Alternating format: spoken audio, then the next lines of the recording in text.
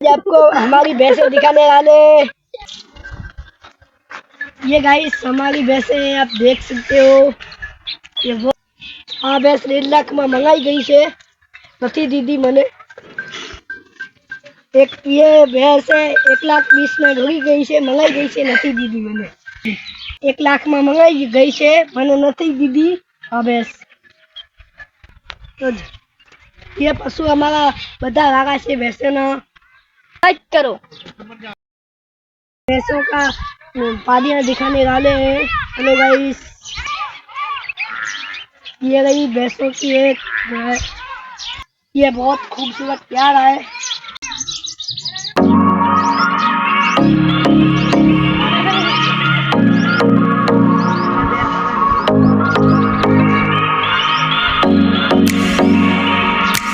Guys हमारी भैंस है, देख सकते हो भैंस है। ये देख लो भैंस गाइस।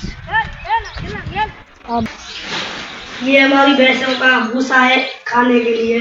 देखो हमारी थाली यहाँ छुट्टी है, खाने के लिए है, लेते हैं हम उन्हीं को।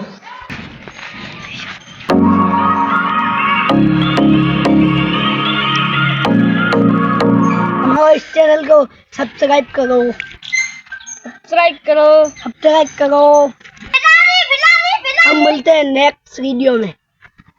Bye bye.